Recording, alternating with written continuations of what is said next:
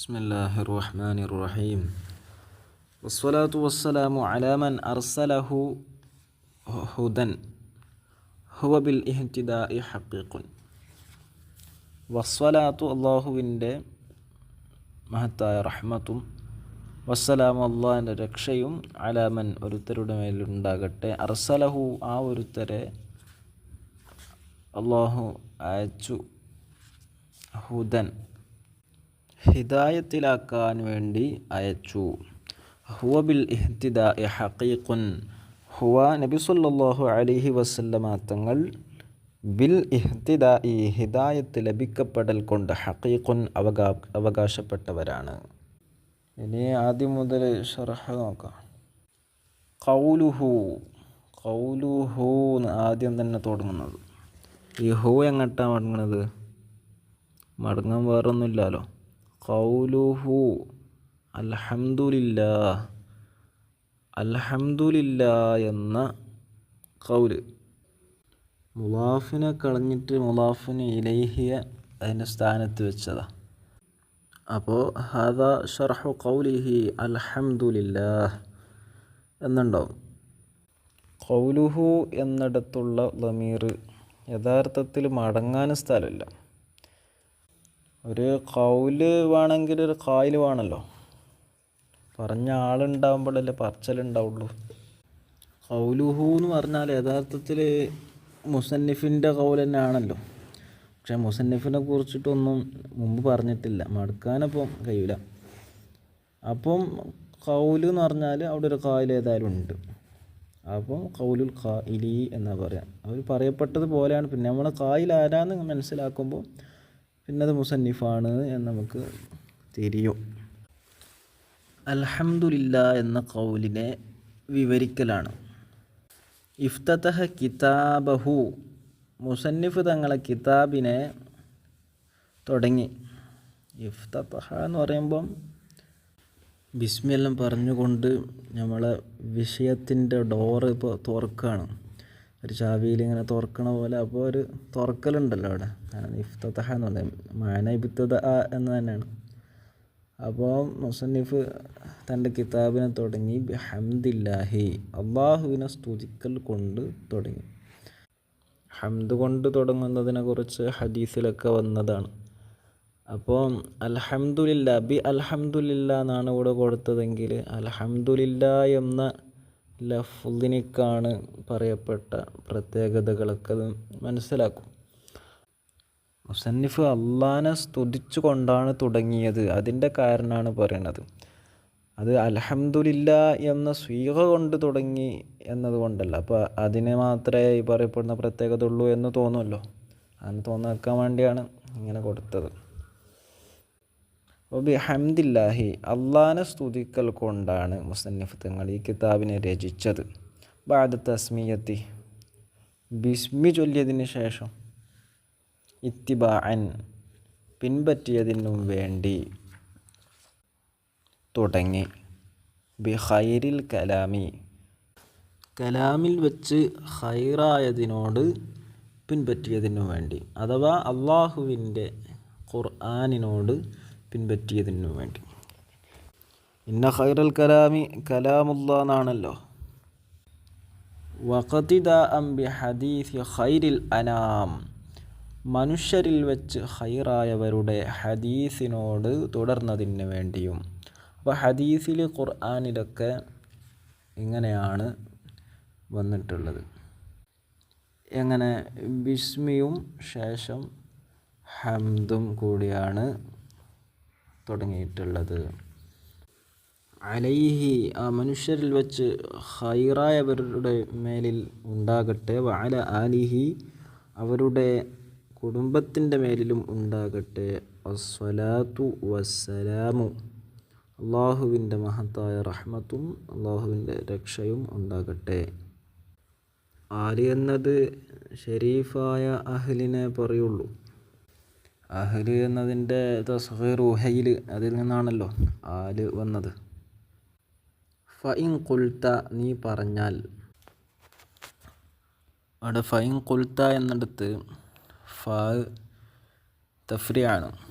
മുൻപ് പറഞ്ഞ ആശയത്തെ ആശ്രയിച്ചുകൊണ്ട് തന്നെ മറ്റൊരു കാര്യത്തിലേക്ക് കടക്കുകയാണ്. ഫൈൻ ഖുൽത, നീ പറഞ്ഞാൽ, ഹദീസുൽ ഇബ്തിദാഇ, തുടങ്ങലിൻ്റെ ഹദീസ്, മർവിയും ഫി കുല്ലിൻ മിനത്ത് തസ്മിയത്തി വ തഹ്മീദി, തഹ്മീദിൽ നിന്നും തസ്മിയത്തിൽ നിന്നും മുഴുവനത്തിലും ഉദ്ധരിക്കപ്പെട്ടതാണ്. അപ്പോൾ ഇങ്ങനെ കുല്ലു അംരിൻ ദീ ബാലിൻ ലാ യബ്ദഉ ഫീഹി ബിസ്മില്ലാഹിർ റഹ്മാനിർ റഹീം ഫഹുവ അഖ്തഉ, അല്ലെങ്കിൽ ബിദിക്രില്ലാഹി ബിഹംദില്ലാഹി, അങ്ങനെയൊക്കെ ഉണ്ട്. അപ്പോൾ ബിസ്മി കൊണ്ട് തുടങ്ങിയില്ലെങ്കിൽ, ഹംദ് കൊണ്ട് തുടങ്ങിയില്ലെങ്കിൽ അത് വാലറ്റതാണ് എന്നൊക്കെ ഹദീസിൽ വന്നിട്ടുണ്ട്. അത് ഹംദിൻ്റെ കാര്യത്തിലും ബിസ്മിൻ്റെ കാര്യത്തിലും രണ്ടിലും വന്നതല്ലേ? അപ്പോൾ ഇവിടെ എങ്ങനെ ശരിയാകും? ബിസ്മി കൊണ്ട് തുടങ്ങിയാലും പ്രശ്നമാണ്, ഹംദ് കൊണ്ട് തുടങ്ങിയാലും പ്രശ്നമാണ്. രണ്ടും ഒരുമിച്ച് തുടങ്ങാൻ പറ്റില്ലല്ലോ. ഫകൈഫ തൗഫീഖു, പിന്നെ എങ്ങനെയാവും യോജിപ്പിക്കുക? ഈ രണ്ട് ഹദീസും തമ്മിൽ എങ്ങനെ ജംഅ ചെയ്യും എന്നാണ് ഇവിടെ ചോദിക്കുന്നത്. ഖുൽതു, ഞാൻ പറയുന്നു, അൽ ഇബ്തിദാഉ ഫി ഹദീസി തസ്മിയത്തി, ബിസ്മി ചൊല്ലലിൻ്റെ ഹദീസിലുള്ള തുടങ്ങൽ മഹ്മൂലുൻ, ചുമത്തപ്പെടുന്നതാണ്, അലൽ ഹഖീഖി, ഹഖീഖിയായ തുടക്കത്തിൻ്റെ മേൽ, സാക്ഷാൽ തുടക്കത്തിൻ്റെ മേലിൽ ചുമത്തപ്പെടുന്നതാണ്. അപ്പോൾ ബിസ്മി കൊണ്ട് തുടങ്ങണമെന്ന് പറഞ്ഞാൽ സാക്ഷാൽ തുടക്കത്തിൻ്റെ മേലിൽ ചുമത്തുക. വഫി ഹദീസി തഹ്മീദി, ഹംദ് ചൊല്ലലിൻ്റെ ഹദീസിലുള്ള തുടങ്ങൽ അലൽ ഇളാഫി, ആപേക്ഷികമായ തുടക്കത്തിൻ്റെ മേലിലും ചുമത്തപ്പെടലാണ്. അപ്പം എന്ത് ചെയ്യുക? ബിസ്മി ചൊല്ലലിന് അത് യഥാർത്ഥ തുടക്കം, സാക്ഷാൽ തുടക്കം ബിസ്മി ഉണ്ടാവുക. ഇളാഫിയായ തുടക്കത്തിൻ്റെ മേൽ ഹംദിനെയും ചുമത്തുക. അപ്പം അങ്ങനെ മഖ്സൂദിനെ കൊണ്ടുവരുന്നതിന് മുമ്പ് മഖ്സൂദിലേക്ക് ചേർത്തി നോക്കുമ്പോൾ ഹംദ് തുടക്കത്തിൽ തന്നെയാണ്, രണ്ടും തുടക്കത്തിൽ തന്നെയാണ്. മറ്റൊന്ന് സാക്ഷാൽ തുടക്കം, ഒന്ന് ഇളാഫിയായ ആപേക്ഷികമായ തുടക്കം എന്ന് മാത്രം അങ്ങനെ ചുമത്തപ്പെടണം. അങ്ങനെയാണ് രണ്ടിൻ്റെ ഇടയിൽ ജംഅ ചെയ്യുന്നത് എന്നാണ് ഇവിടെ പറയുന്നത്. അല്ലെങ്കിൽ ഔ അലൽ ഉർഫി, അല്ലെങ്കിൽ ഉർഫിൻ്റെ മേലിൽ ചുമത്തപ്പെടണം. ഇവ രണ്ടിനെയും പൊതുവായിട്ട് എങ്ങനെയാണ്? മഖ്സൂദിനെ കൊണ്ടുവരുന്നതിന് മുമ്പ് ഹംദിനെ കൊണ്ടുവരിക. ഏകദേശം ഉർഫിയും ഇളാഫിയും ഒരുപോലെ ആവുന്നുണ്ട്. ഔഫി കിലൈഹിമ, അല്ലെങ്കിൽ അവ രണ്ടിലുമുള്ള, ബിസ്മിയിലും ഹംദിലുമുള്ള ഹദീസിലുള്ള തുടക്കത്തിനെ ചുമത്തപ്പെടലാണ് അലൽ ഉർഫി, ഉർഫീൻ്റെ മേലിലും. രണ്ടും ഉർഫിയായ തുടക്കമാണെന്ന് വെക്കണം. വൽ ഹംദു, ഹംദ് എന്നത്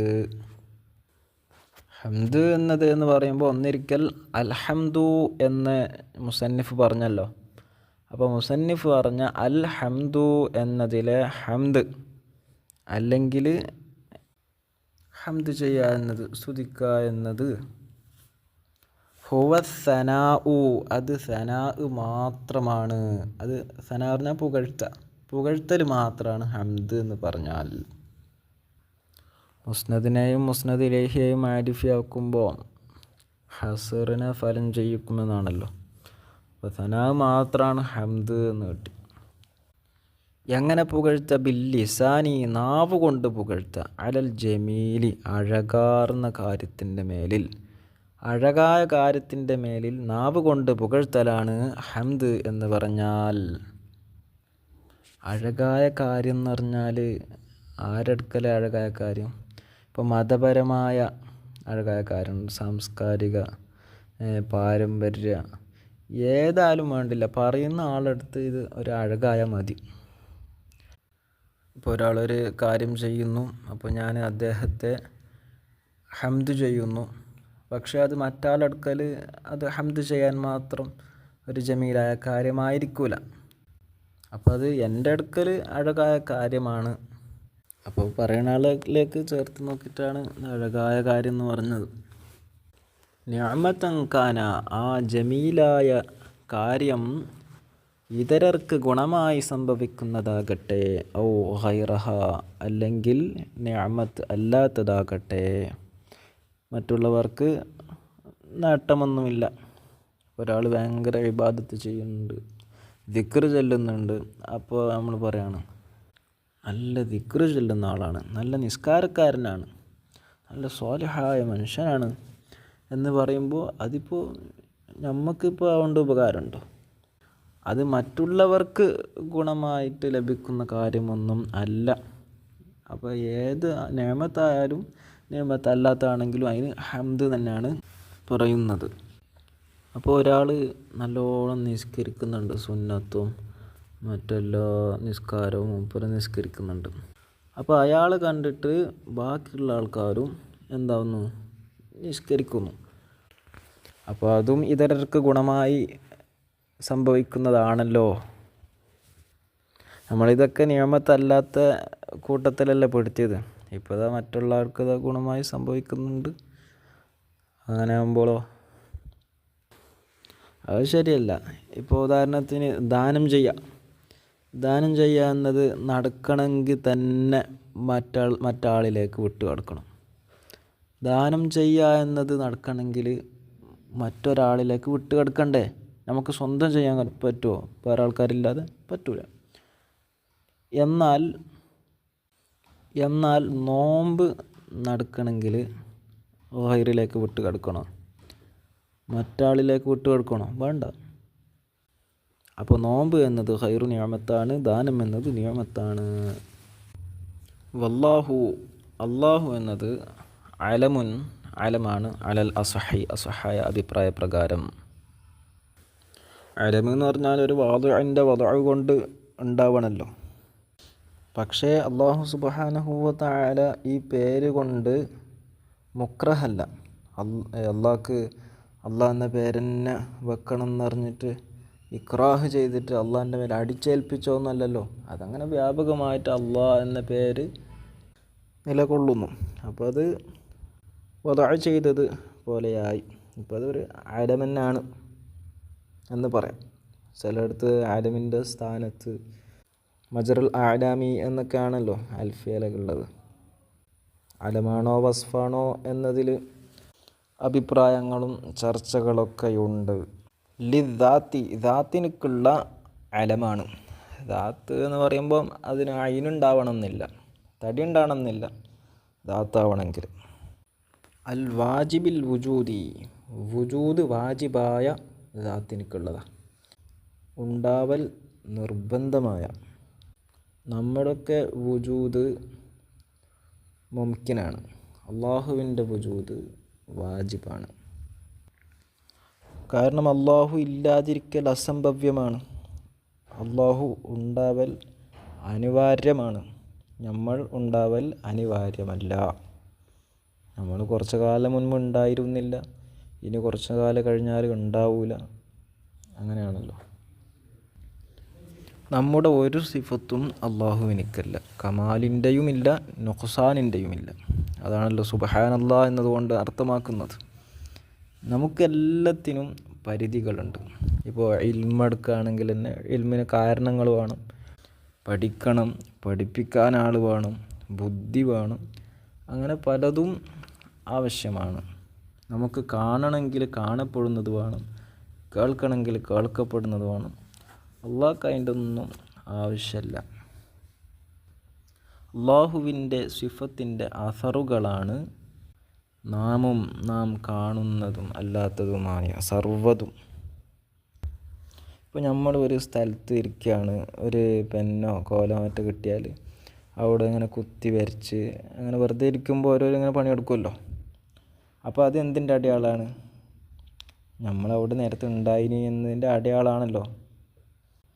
അതുപോലെ തന്നെ അല്ലാഹു തആല ഉണ്ടെന്നതിൻ്റെ അടയാളമാണ് നമ്മളൊക്കെ. അള്ളാഹ് ഉണ്ടായപ്പോൾ അള്ളാഹ് ഇങ്ങനെ നമ്മളൊക്കെ ഇങ്ങനെ പഠിച്ചു, നമ്മളങ്ങനെ ഉണ്ടായി എന്നുള്ളൂ. നമുക്ക് ഒരു വസ്തുവിനെയും ഇല്ലാതാക്കാൻ കഴിയില്ല. എത്ര കത്തിച്ചാലും ലാസ്റ്റ് വെണ്ണീരെങ്കിലും ബാക്കി ഉണ്ടാവില്ലേ? അപ്പോൾ ഒരു വസ്തുവിനെയും അതിനെ അശേഷം നശിപ്പിക്കാനുള്ള കഴിവ് നമുക്കില്ല. അതിനെ മറ്റൊന്നിലേക്ക് മാറ്റം വരുത്താനേ കഴിയുള്ളൂ. അള്ളാഹുവിനതല്ല, ഒരു വസ്തുവിനെ പാടെ നശിപ്പിക്കാൻ അള്ളാഹ്ക്ക് കഴിയും. അൽ മുസ്തജ്മിഇ ഒരുമിച്ച് കൂട്ടിയവനായ അല്ലാഹു ലിജമീഇ സിഫാത്തിൽ കമാലി കമാലിൻ്റെ സിഫത്തുകളെ മുഴുവനത്തെയും ഒരുമിച്ച് കൂട്ടിയവനായ അല്ലാഹു. കമാലിൻ്റെ സിഫാത്ത് മുഴുവനും അല്ലാഹുവിനിക്കുണ്ട്. അപ്പോഴേ അല്ലാഹു ആവുള്ളൂ. അപ്പം മുസ്തജ്മി എന്നത് സിഫത്തും കാശിഫയാണ്. നമ്മൾ സൂര്യനെ പറ്റി പറയാം, പ്രകാശിക്കുന്ന സൂര്യൻ എന്ന് പറയുമ്പോൾ മറുഭാഗത്ത് പ്രകാശിക്കാത്ത സൂര്യൻ ഉണ്ട് എന്നല്ലല്ലോ. അതിനക്ക് ഉള്ള ഒരു വിശേഷണത്തെ പറയുക എന്ന് മാത്രം, കശ്ഫ് ചെയ്യുക. അതുപോലെ തന്നെയാണ് അല്ലാഹു ആവുമ്പം കമാലിൻ്റെ സിഫത്തുകൾ ഉണ്ടാവും, ഉറപ്പനാണ്. അപ്പോൾ അതിനെ ഒന്ന് പറഞ്ഞു എന്നുള്ളൂ. വാജിബുൽ വുജൂദ് ആവണമെങ്കിൽ തന്നെ കമാലിൻ്റെ സിഫത്ത് അനിവാര്യമാണ്. അങ്ങേ അറ്റത്തുള്ളവനിക്കല്ലേ അങ്ങേ അറ്റത്തെ വണക്കം വേണ്ടത്. മറ്റുള്ള മതവിശ്വാസികൾ അങ്ങേ അറ്റത്തെ വണക്കം നൽകുന്നത് ആർക്കാണ്? അതിനത്ര നുഖ്സാനുണ്ട്. അപ്പോൾ അങ്ങേ അറ്റത്തുള്ളവനിക്ക് കമാലിൻ്റെ സിഫത്ത് വേണം. അത് മറ്റൊരു മതക്കാർക്കും ഇല്ല. അതുകൊണ്ട് തന്നെ ആ വണക്കം ബുദ്ധിഹീനമാണ്, യുക്തിസഹവുമാണ്. ഓർക്കിപ്പോൾ ആകെ പറയാനുള്ളത് എന്താണ്? അവരുടെ പാരമ്പര്യം, നമ്മുടെ ബാപ്പ ഉപ്പാപ്പമാർ അങ്ങനെയാണ് ചെയ്തു വന്നത്, ഞങ്ങളും അങ്ങനെ തന്നെ ചെയ്യുന്നു. അല്ലാതെ അവർക്ക് തെളിവ് പറയാനായിട്ടൊന്നുമില്ല. ഏതായാലും ഇസ്ലാമിൻ്റെ ദൈവിക സങ്കല്പമാണ് ഏറ്റവും ബെസ്റ്റായ സങ്കല്പം. ഒരു കുറവും ആർക്കും ചൂണ്ടിക്കാണിക്കാൻ സാധ്യമാവുകയില്ല.